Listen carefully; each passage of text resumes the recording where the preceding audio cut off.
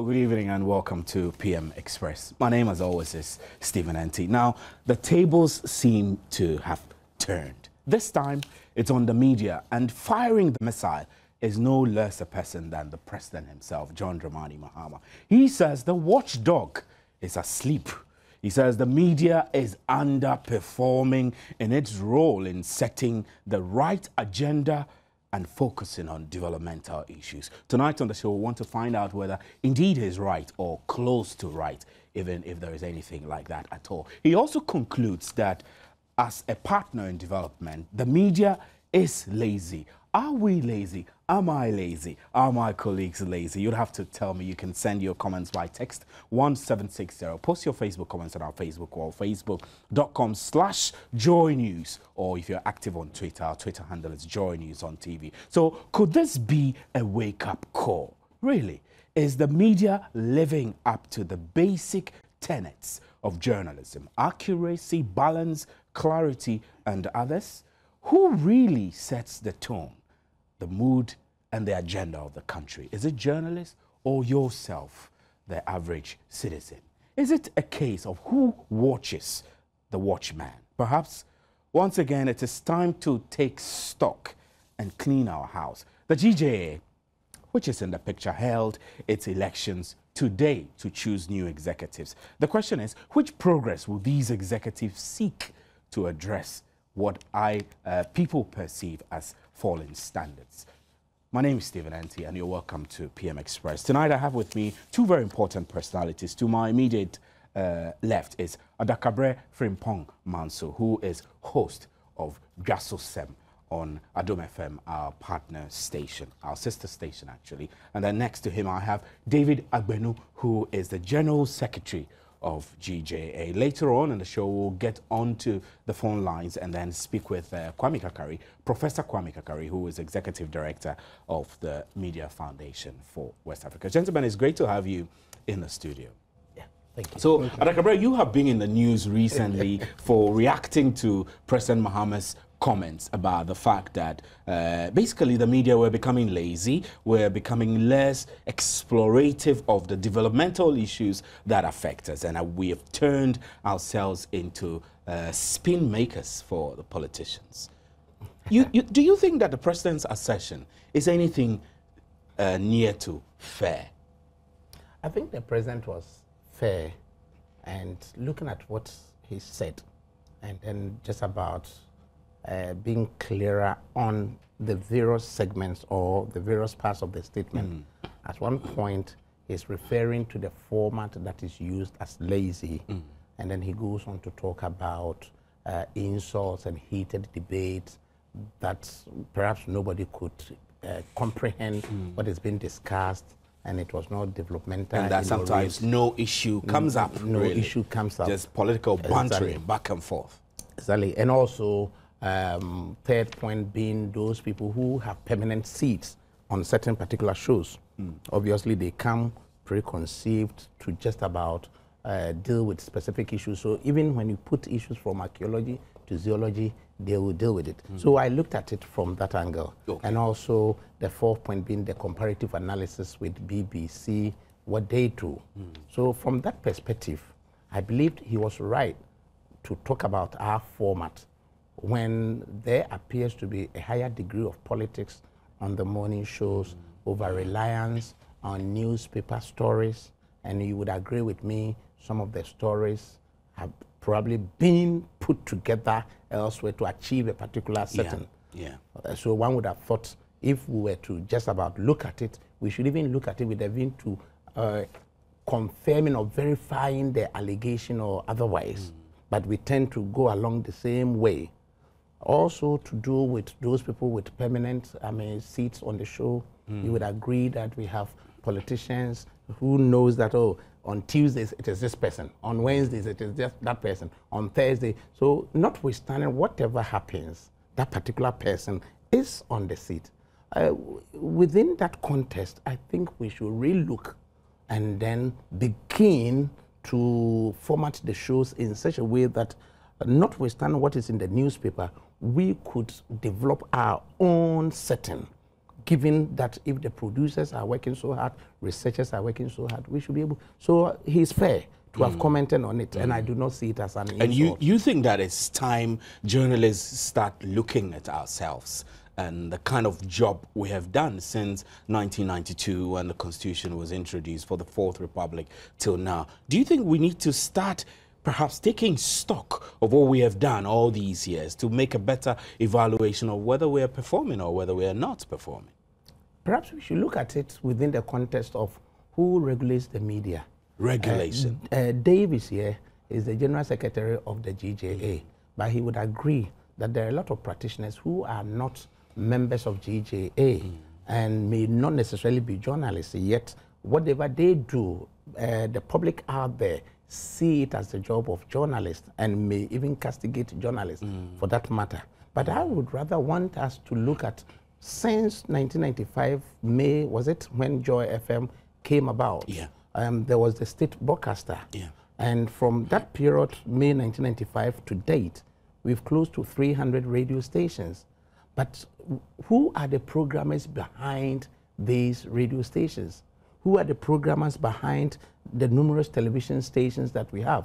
In as much as we have liberalized the airwaves, we haven't taken a consequential, or would I say a deliberate step to ensuring that we are training programmers who could look at the national agenda, look at our culture, our heritage, our collective ambition, and begin to program radio programs in order to achieve that ambition. That, to me, is the key for us to look at. Dave, you have been a journalist. You've been all round. I mean, if I recall, I mean, you have been in existence before the 1992 Constitution came into force, and you've practiced all through this period. Do you think that we're lacking in the way we're pursuing our agenda as journalists? Yeah, thank you very much, and thank you to your viewers. I'll make a small correction before I proceed. Yeah. I'm not the General Secretary, I'm the Organizing Secretary. Organizing Secretary. And the incoming General Secretary. Okay. Because I won my election. Incoming, yeah, incoming. So you just won elections? Yes. Okay, congratulations. Now, looking back at the work of journalists since the liberalization of the airwaves, I would say that we have come very far. Far and good or far and bad? Both ways. I would say that when we began, when the airways was liberalized and we began, it was worse than today. We have chalked some successes and we have also done some excesses. Now what the thinking is today is for us, like you said from the beginning, to look back and rethink our entire enterprise. What are we going to do to push this growth forward? Because for a long time, I'm not a broadcaster, so I won't pretend to go into broadcasting. But I think that we have been static in programming for a long time. I think a few weeks back, Joe FM tried to vary their morning show a bit. But it has come to the same thing, to have people on the program to discuss topical issues for 4 hours. And basically, it's all politics. It's all talk. Now, where do we put the rest of the developmental issues? On what program are we putting them? And if we put them on programs, are people listening? Because we speak or we talk about politics from morning to evening. And we have different segments of programs that we host on radio, and it is all about politics. But is it not fair to say that politics drive our development as a country? I mean, it is political decisions that end up with the structures we have. It is political decisions that end up with the bad things we have and the good things we have. So perhaps, I mean, if journalists decide to attack it from the political angle, they couldn't have been wrong, if you tell me that politics is about education, politics is about health, politics is about good roads, politics is about all the things that will bring development. I will agree with you. But it is not. It is not. He spoke about political banter. It is you or it is us versus them. That's all we do. And which is not bringing about the development the president was talking about. When we put what went on or why the president had to say that into context, it was about the president of GJA telling him that they're ready to partner government to develop the country, yet they hold government accountable anytime they go wrong. And that was the reason why the president had to say the thing that he said. And I think that we should just take it, look at ourselves, and move on. But Because I think there's it's the room for GJA improvement. which has to drive this change. I mean, the GJA has set a lot of standards for journalism practice. And I must say that over the years, the GJA has done tremendously well, has been in partnership with donor agencies like the US Embassy, the DFID, and the UK government, the Friedrich Ebert Foundations, to bring out programs and activities that equip journalists with competent skills. Perhaps it's time for you to rethink about redesigning your training to give your members the skills required. You are right. And what was lost on us when the president spoke the last time was that he also mentioned that the Freedom of Information Bill should be passed, the broadcasting law should be passed. And for us, all the things that we are doing today, if we were to grow or we were to develop, it will mean that we must pass the Freedom of Information Bill and the broadcasting law, because that is the only way we can guide ourselves. We can really police the institutions of broadcasting to be able to do the kind of things we want for this country. Without them, we'll continue to wallow in the kind of things that we are doing. Adakare, let's get practical with this. Right. You are the host of Dwasosem on Adom FM. This is a big platform, a platform where you reach majority of the working class, the non-working class. Every group falls within your audience. So typically when you are in charge of that platform, what do you set out to do with the platform? Thank you very much for this particular question. Yes, indeed, Adom FM has a higher reach, but I should not perhaps be so happy to begin to talk about the kind of tracking that is done on the show, that you are supposed to bring the numbers. You are supposed to develop audience. I am not a member of the GJA. My producer is not a member of GJA. I wasn't there when the GJA president had to confront the president as to having to partner with the government, but at the same time holding the government accountable.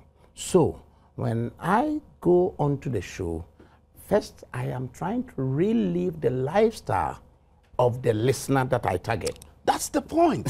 I mean, we say the media set the agenda, but the agenda reflects the social order.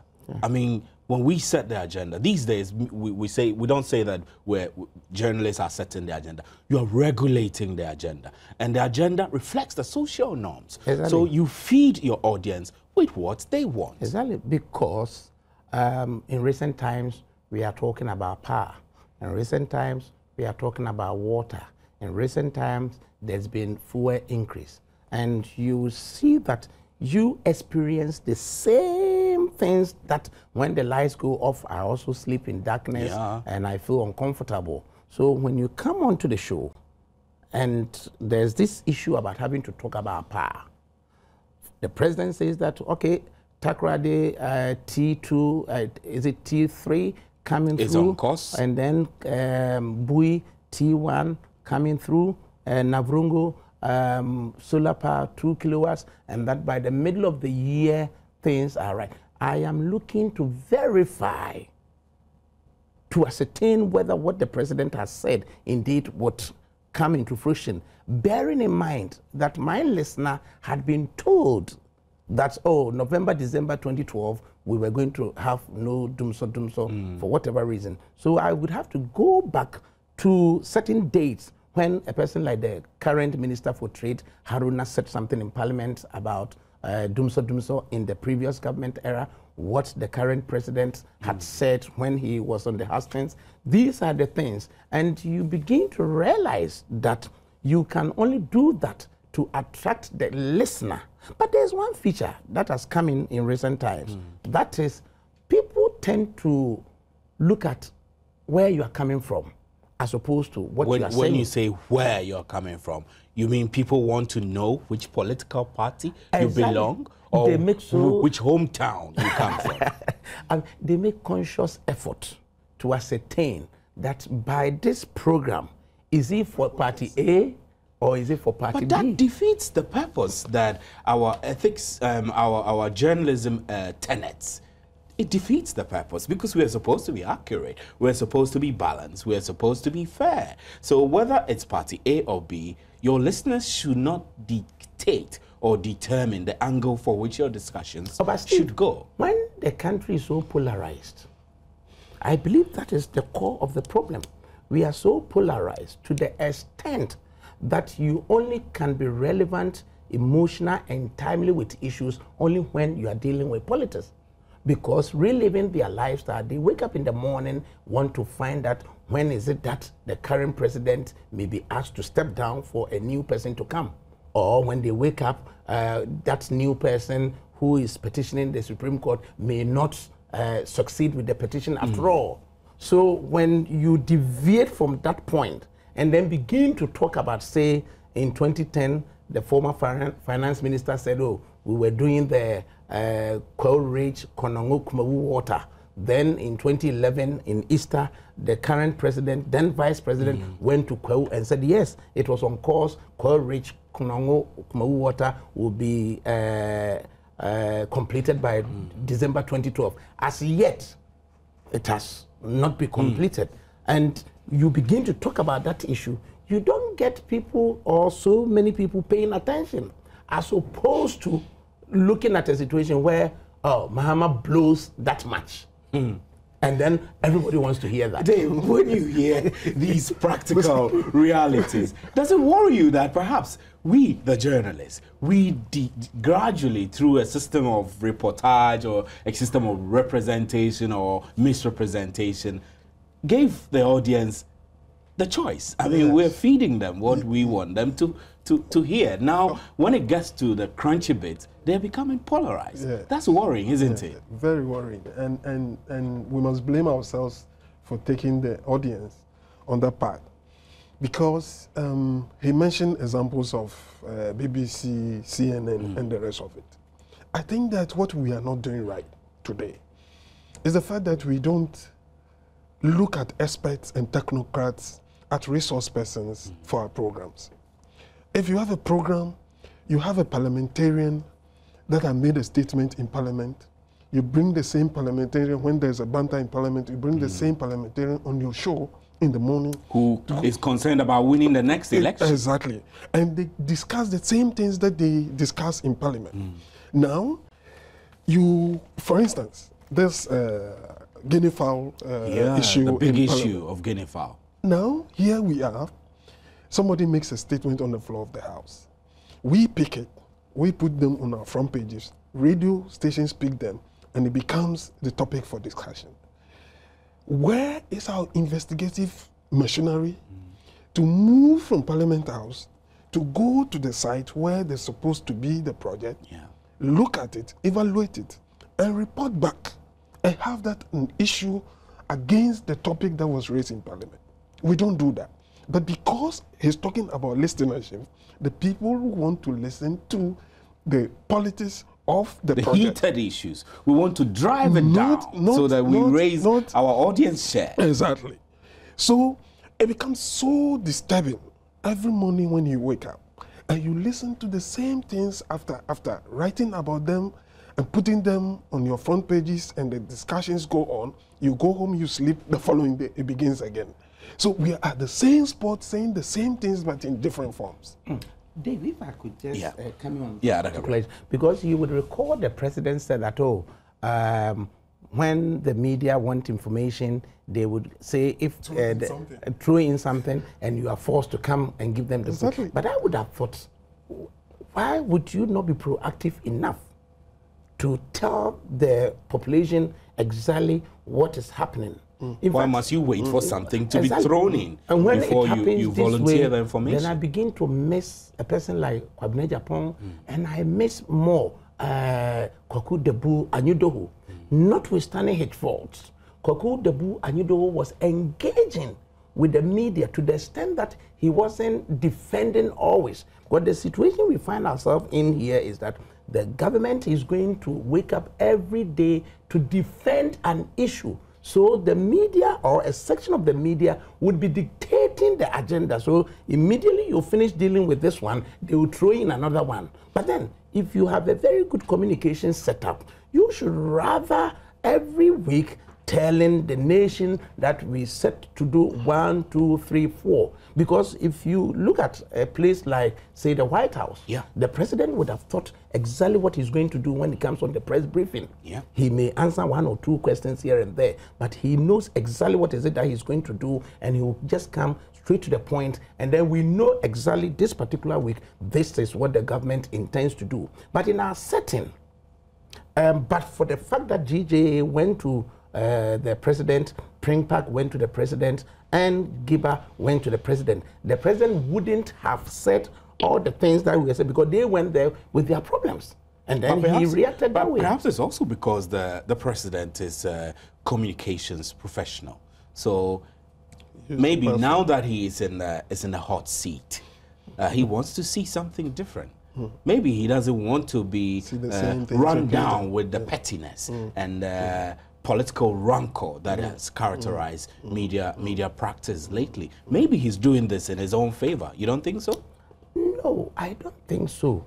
I rather feel or think the president is coming under so much pressure, knowing that this exactly is the problem that I am confronted with, that I wish to deal with. But he's not giving a breathing space to deal with it.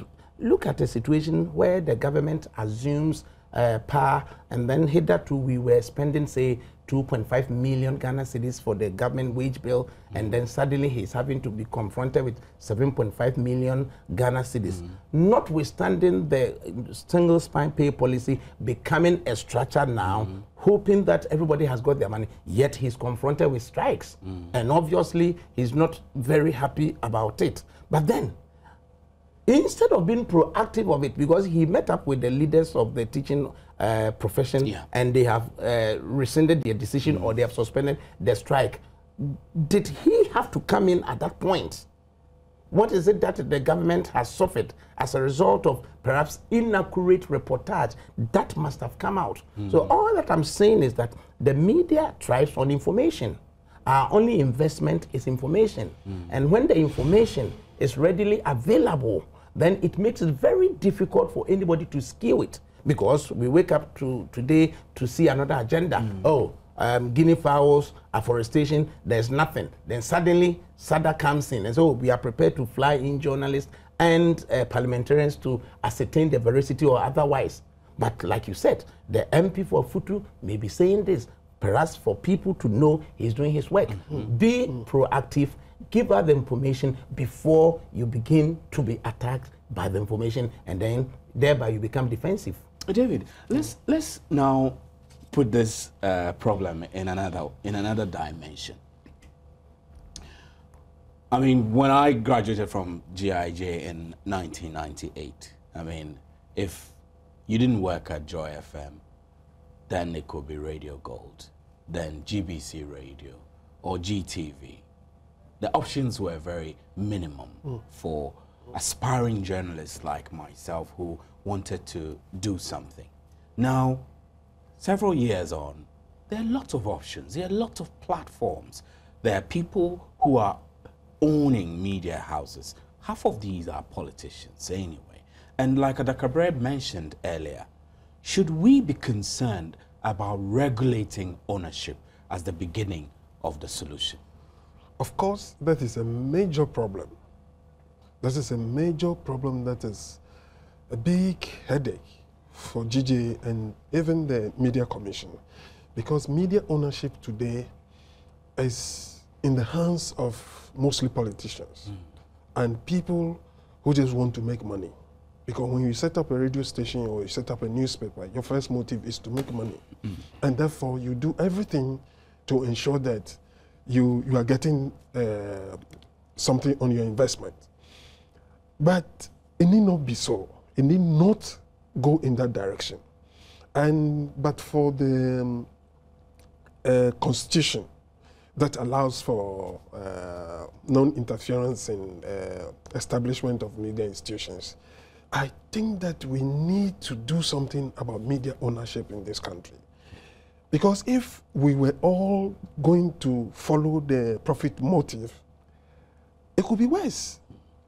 It could be worse in the sense that anybody at all can establish a radio station or a newspaper, begin to spew out any, excuse me for my language, any garbage, and we will feed on to them.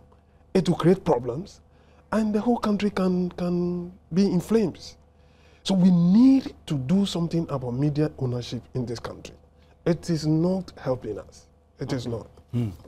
Well, David Agbeno, I must say, is also an editor with the Ghanaian Times newspaper. We'll take a short break, and when we return, we will get deeper into some of these things. We'll explore Dakabre's mention of polarization and its effect on regulation, and then we'll chart a way forward. You can send us your text 1760 or post the comments on our Facebook or facebook.com/Joy News, and then if you're active on Twitter, our handle is Joy News on TV. We'll be right back. Welcome back to PM Express. Tonight our question is the media failing the nation? And I've got some of your messages coming in. I'll read some of them, then we'll continue with the discussions. Call Thomas Ashiagbo. You say that ever since the president made that statement, I have seen a great change on TV and radio, including the radio station where I work. It's a wake-up call. Well, that's your opinion. And Sir Yurinchi from Insawam says that, take newspaper review, for instance. They just talk and talk and talk about it all day.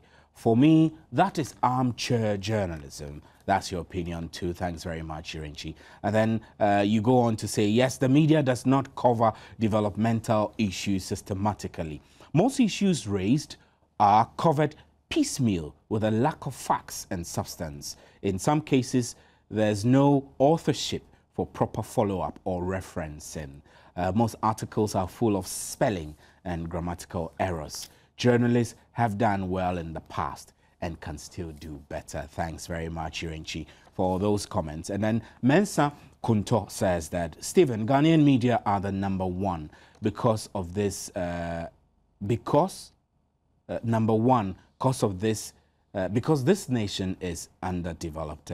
You always report as if everybody is eating from a diamond bowl, but in reality, it is all about wallowing in abject poverty. I like the choice of your words, Mensa Konto, but I wonder what you mean by diamond bowl. Thank you very much. And Oba Gameli Live Well says that, well, I see it to be a wake-up call in all angles, but it's all again on the head of the leaders. The media is actually doing its work on development.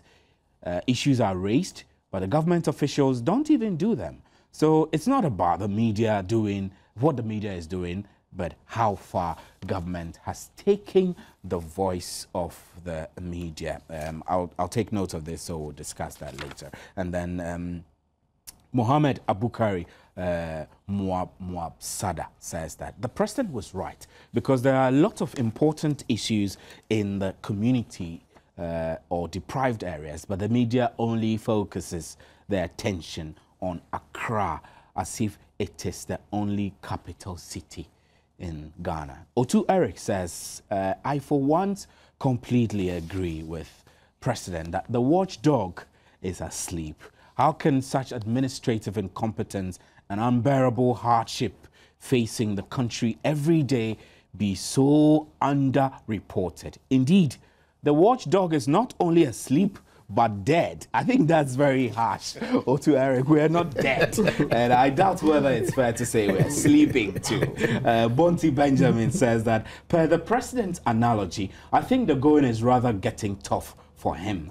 Hence, the attack on journalists with no solution to the problems that have bedeviled the state. What has his government done about the Broadcasting and Freedom of Information Bill for the past 5 years? I can conclude that his leadership is a reflection of how he sees journalism in Ghana today. Bonti Benjamin, that's your opinion. And same Bonti again says, I expect the newly elected executives of GJA to work hand in hand with all journalists and iron out the obstacles that have been preventing them from acquiring direct information from various departments and government agencies in order to add value to the profession. Adam Al-Hassan Kakari Bako says that the media is the fourth realm in the arms of government. The media has to provide us with accurate information, not half-baked. The pro-NDC and pro-MPP thing in the media must be discouraged. And Tahiru Al-Hassan, you say, I don't understand why ministers who are supposed to be in their offices working and later choose to go and sit at radio and TV stations insulting their opponents. Hussein Ibrahim Anyar says that we are all involved in building our motherland. Forget politics and do what you're destined to do. I love Ghana with all my heart. Thank you very much, Hussein Ibrahim, and thanks to all of you for your messages. So let me narrow down on a couple of them which I found interesting so that we will discuss them. Yeah, Gameli says that, Oba Gameli Live Well says that, well, I see it to be a wake-up call in all angles, but it's all again is on the leaders. The media is actually doing its work on development.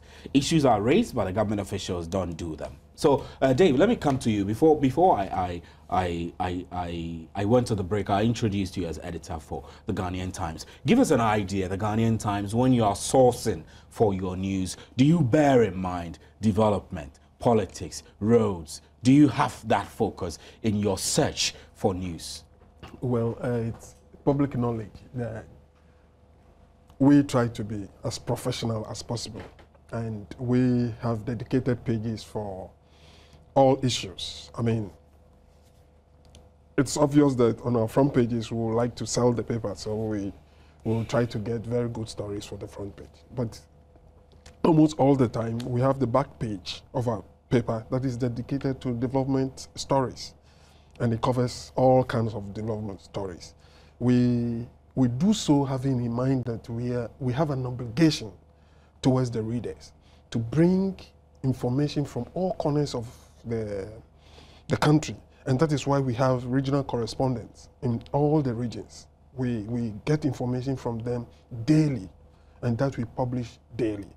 So ours, we don't have too much problem. But the difficulty with our situation is that even if you bring those things, even though the radio and TV take your newspapers and review, they don't look at the back page. They don't look inside. So they review only the front pages and leave the rest of the issues. But if we were doing everything, I think that we will not be in the position. So do you think that we should have a new approach to newspaper reviews? Of course I think so. And I think so with some passion. Sometimes I listen to newspaper reviews, and I think that the host or those who are doing the newspaper review themselves have a certain mindset, a certain direction they wish to take the discussion.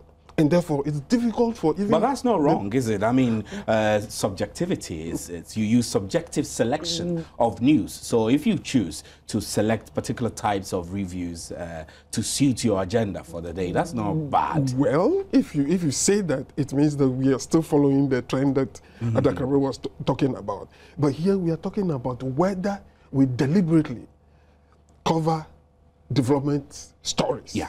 And that I'm saying, yes, we do. But our brothers and sisters in broadcasting do not find them... We mess up the reviews for you. Adakare, your reactions on that?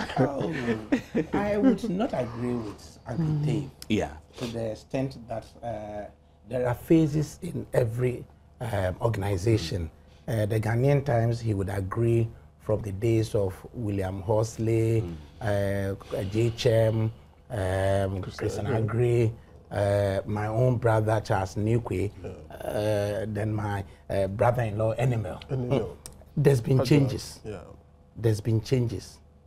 And I tend to be so close to Ghanaian Times, notwithstanding, because Ghanaian Times used to be the paper that tells the story of the village fools. Yeah. Because It still is.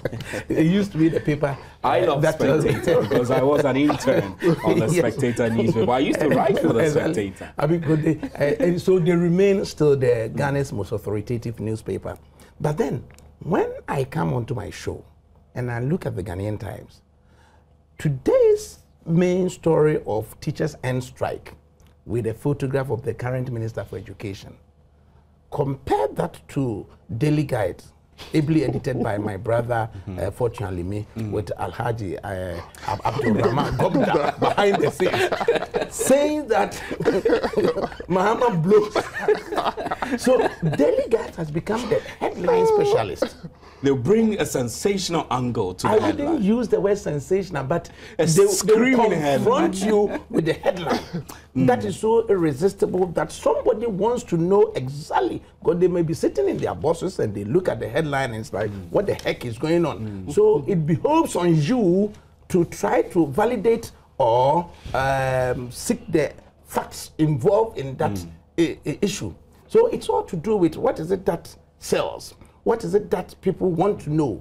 Because if you tell the Ghanaian that the teachers have ended strike, I would have thought they should be happy. But they are much more happier when they see that their money is being spent judiciously or prudently. So in such instance, we need to make just a quick dash to Daily Guide as opposed to the more authoritative Ghanaian Times. And So what sells is also important. I'm told that famous Kwesi Atichogbe, who is the lead producer here at Joy News on Multi TV, is joining us on the phone now. Famous, it's great to have you on telephone. Hi, Stephen. Good evening to you. And I'd like to say good evening to Adaka Brer and David in studio. Great. So famous, I mean, you as a lead producer here at Joy FM, you have, at Joy News Multi TV, you have certain considerations when you are deciding, for example, what goes into a production, what goes into PM Express, what perhaps goes into elements of the news, what goes into the AM show. When you're doing all of these, do you think development or you think politics? Tell me the truth.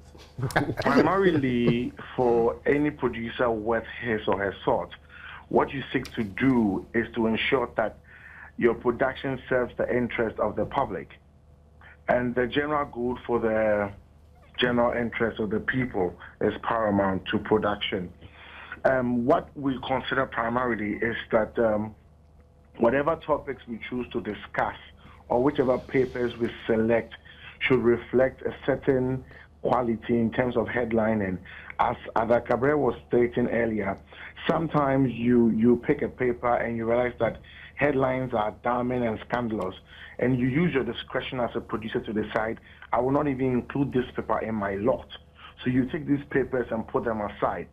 Also, when it comes to selecting of topics, we try to evaluate the impact of a topic such as what is being discussed now on the general public, and we ask ourselves, would it serve them? Would it really serve their interest? And the answer is yes. Then we'll go ahead and discuss it. For me as a producer, whenever we come up with a topic, I ask myself, what is the angle? How can you sustain this discussion for an hour?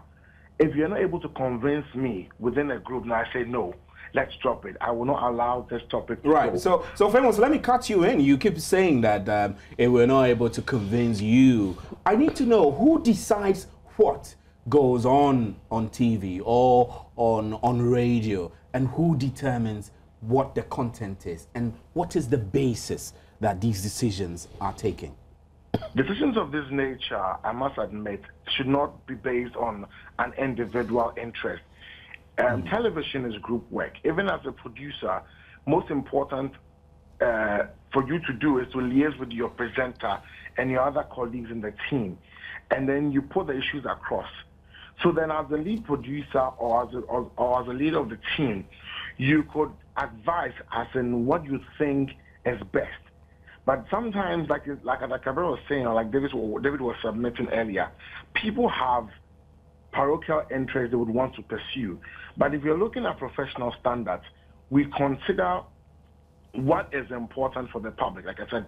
And then when you know your job and you know the ethics that guide you as a producer or as a journalist, you consider the interests of the public, you consider your own ethics, and ask yourself whether it is going to benefit the masses and not you selfishly. Right. So, Famous, quick one before we let you go. In your own opinion and view, you have you've studied the media terrain for a while. Would you say we're doing better or we're going down the gutters? This is a very nice question to ask.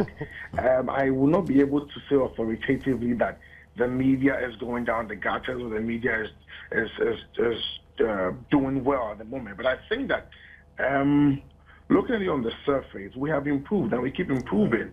Obviously, we have the traditional media. Now there's a new media with the advent of technology and all that. Information is readily available. I think that most people are doing more research now before they go and sit on air, so that at least their biases or their ignorance is not showing. So I believe that to an extent we are doing well, but there's far more to be done because we are trying to measure our outputs with international standards. Thank you very much. The only way we know. Yes. Thank you very much, Famous. Famous is the lead producer here at Joy News on Multi TV, and we're grateful for your time. So, Adakare, any quick comments before I take a snap break? Right. I think what Famous is saying to do with having to make a very good decision as to what goes to serve the public good is very important. But at the same time, reliving the lifestyle of the listener is about what is it that they are doing at the New Plant Station? What is it that they are doing at Malamata Market? What is it that is happening on our roads? The things that affect the ordinary people. And going forward, I think we can best reflect it when, say, Adom FM, which has the highest number of affiliates in the country of 45 affiliate radio stations. We should rely more on our affiliate stations to accurately tell the story as it unfolds in the country, tell it accurately with objectivity and fairness and balance, and then we are there. Right, we'll take a short break, and when we return, we'll evaluate the new media and the old media, and we'll see the way forward. We'll chart a course and then hope that we'll task the Journalism Association to help us all lead in the direction where we'll improve the standards of journalism in the country. Stay with us, don't go away.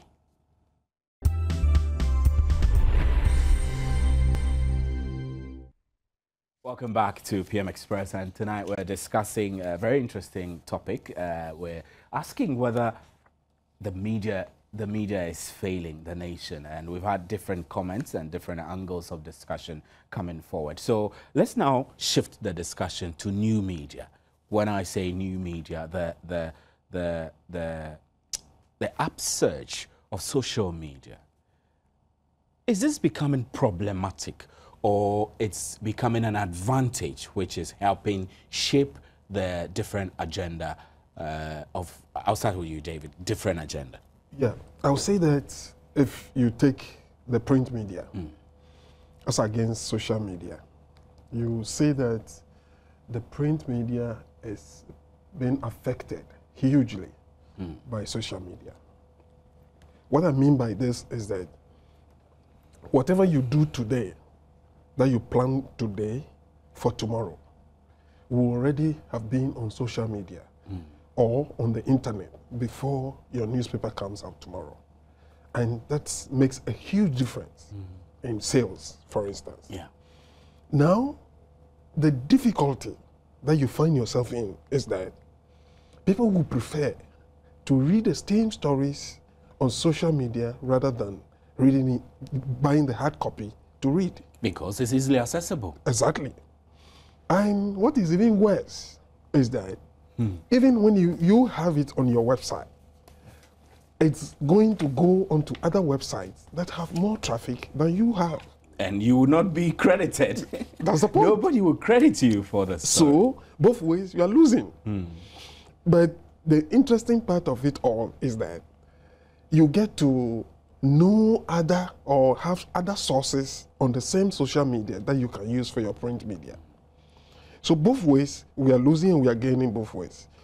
But what we are not doing here in Ghana, or what the media is failing to do, is to create original content on social media. What I mean by this is that maybe Adom FM has some story on its website. Instead of Joy FM going to do the story their own, or having it owning the story, they'll just pick that of Adom FM and put it on Joy FM. Aggregation. Yes. And as a whole kind of curating, there's a word in that format that you do, they call it curating, like curating something, a pot or something. So you have, for instance, on Ghana Web, articles from various newspapers, websites, and other things put together on one website without a single website creating content, original content by itself. So we are all like swimming in a river with several fishes, but no fish has a kingdom. That is the social media and the print media. And also with broadcasting, they are doing similar things. You see City FM, they have a story. Instead of Joy FM or even the Ghanaian Times website, getting the online journalists to do their own investigation, taking the same story, but do your own investigation. They upload just the repeat story. what they put there. Put it there. And then the cycle goes on.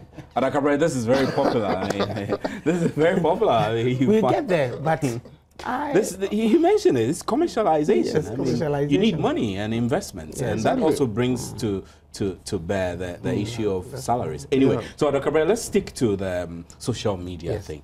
When you go on air for Dressosem, and how do you handle the messages or contributions that flow in from Facebook and other social media platforms like Twitter?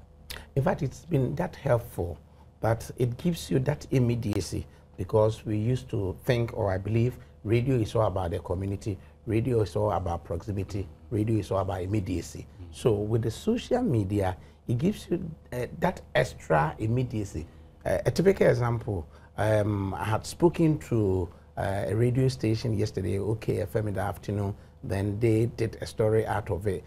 Daily Guide picks the story today, and then Anthony Cabo appears on my show and then confronts me with the Daily Guide story. Did you say this? Did you say that? And then I'm just looking at Anthony Cabo and at the same time keeping an eye on my Macintosh Professional. And then on social media, I had Charles Tachibodu of Daily Guide putting on social media, Cabo is killing at the Cabo. So it's like, yeah, you begin recycling the same thing. Cabo is killing Adakabre. And then here you are, you're faced with the issue.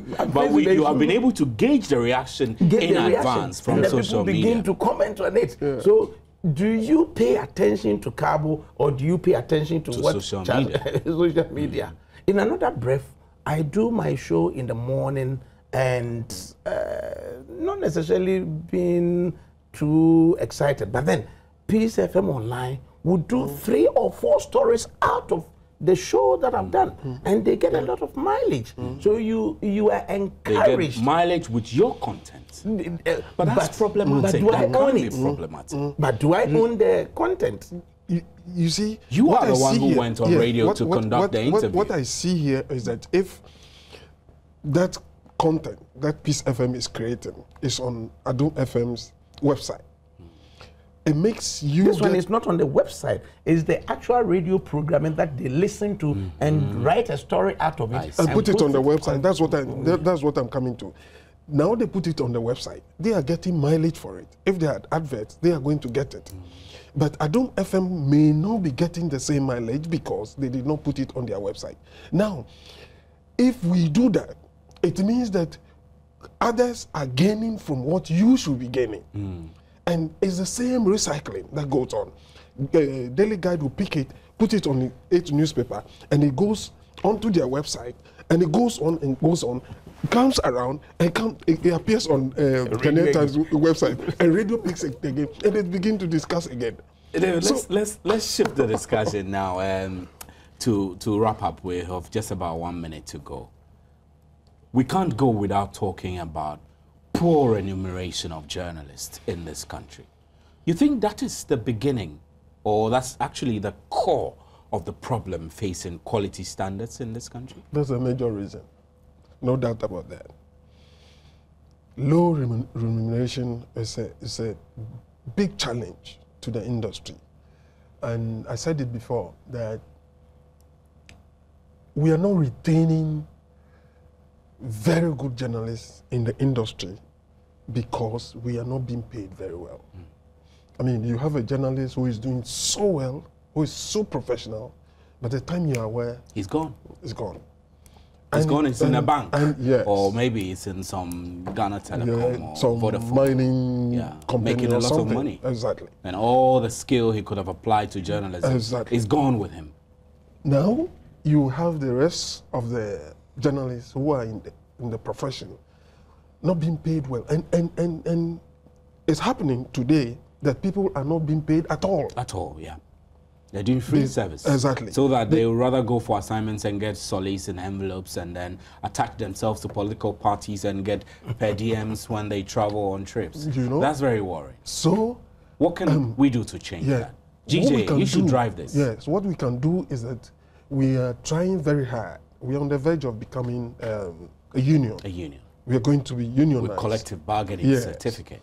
Now, when we have that, we can go in there, bargain, and bargain well. You sure you can come to Kwesi Chum and ask him to pay me some more? If you become a member of the GJ. Well, David, I'm afraid our time is running up. And Adakabra, I'll give you 1 minute. What will be your closing remarks as we move forward?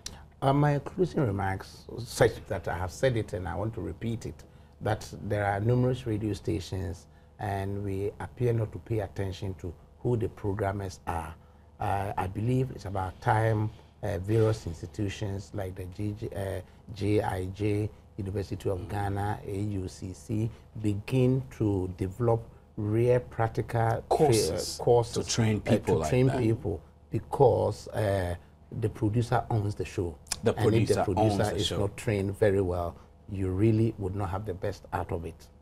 Thank you very much, gentlemen. Adakabre Frimpong Manso is host of Jasosem on our sister station, Adom FM. And then David Agbenu is the incoming General Secretary of the Ghana Journalists Association. Unfortunately, we apologize. We were not able to reach Professor Kwame Kakari, who was expected to join us, but we were joined on the phone line by famous Kwesi Atichube, who is the lead producer here at Joy News on Multi TV.